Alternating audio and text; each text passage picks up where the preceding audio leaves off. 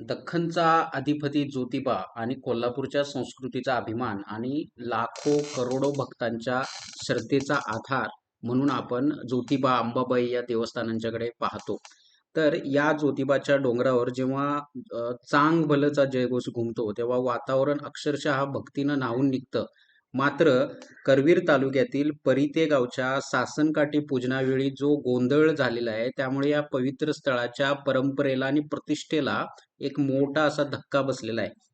तर यामध्ये पुजाऱ्यांची चूक आहे का की तेथील आलेले जे परिते गावचे नागरिक आहेत त्यांची चूक आहे, हा कळीचा मुद्दा आहे. तरी सुद्धा पुजाऱ्यांची जी एक आक्रमक अशी वृत्ती आहे किंवा जे बडवे जसे विठ्ठलाच्या मंदिरामध्ये त्यांची दादागिरी असते किंवा आपण सर्वच ठिकाणी हे बघू शकतो. तर या पुजाऱ्यांना काहीसा पायबंद घालायला पाहिजेत असं या अनुषंगाने आपण इथं ठामपणे म्हणू शकतो.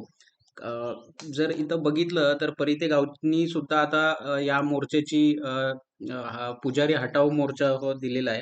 तर पुजाऱ्यांच्या म्हणण्यानुसार काय आहे बघा, की परिते गावातील काही लोक सासनकाठी घेऊन येत असताना आरती दरम्यान त्यांनी काही चूक केली. म्हणजे जसं की छबिना जो असतो, तर त्या छबिन्यामध्ये अडथळा निर्माण केला, मद्यप्राशन केलं आणि महिला भाविकांशी अयोग्य वर्तन केलं, असं समजलं, असंच ते पुजाऱ्यांच्याकडून सांगतायत. तर यावेळी येथील पुजाऱ्यानं या नागरिकांच्या डोक्यामध्ये नारळ फोडायचा पराक्रम केलेला आहे. म्हणजे किती उद्धटपणा यांच्याकडून झालेला आहे. तर अशा मुजोर पुजाऱ्यांना तात्काळ त्यांनी काढून टाकलं पाहिजे आणि शासनाने ही सर्व मंदिरं आपल्या ताब्यात घेऊन येथील पुजारी हे शासकीय पुजारी असले पाहिजेत. तरच या भक्तांना पण एक चांगला मार्ग भेटेल आणि ज्या इतर गैरसोयी या तीर्थस्थानी होतात, जसं की तुम्ही जर एखादी खाजगी गाडी घेऊन आला तर तुम्हाला इथं टोल द्यावा लागतो. कारण नसता तिथं टोल भरावा लागतो.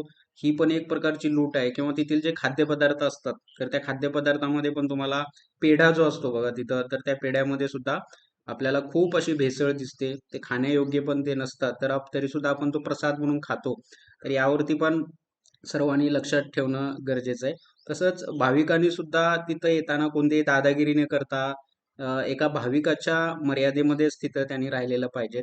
आता चैत्र यात्रा 1 तारखेपासून किंवा 1 तारखेला आहे. तर यावेळी खूप मोठा असा सोहळा असतो. तर अशा ठिकाणी वादविवाद पुन्हा होऊ नये यासाठी मंदिर व्यवस्थापन असेल किंवा तेथील स्थानिक लोकप्रशासन असेल, या सर्वांनी यावरती मार्ग काढला पाहिजे. शेवटी कोल्हापूरच्या अस्तित्वाचा आणि एक संस्कृतीचा तो मुद्दा आहे, प्रतिष्ठेचा मुद्दा आहे. त्यामुळे हुल्लडबाजी आणि हिंसा या दोन्ही गोष्टी सुद्धा श्रद्धेच्या विरोधात आहेत. त्यामुळे सर्व सेवेकऱ्यांनी मान ठेवला, संयम राखला पाहिजेत आणि भाविकांनी सुद्धा तिथं जबाबदारीनंच वागलं पाहिजेत.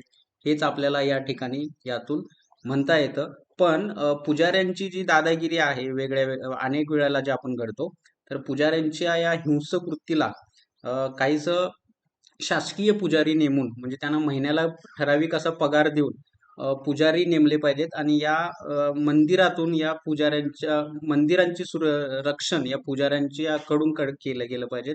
तरच भक्त आणि विठ्ठल ज्याला म्हणतो किंवा ज्योतिबा हे जे आपले देवस्थान आहेत, ही बहुजनांची दैवत आहेत.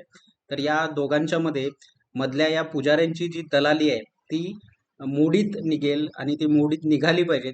इतकंच आपण या माध्यमातून म्हणू शकतो.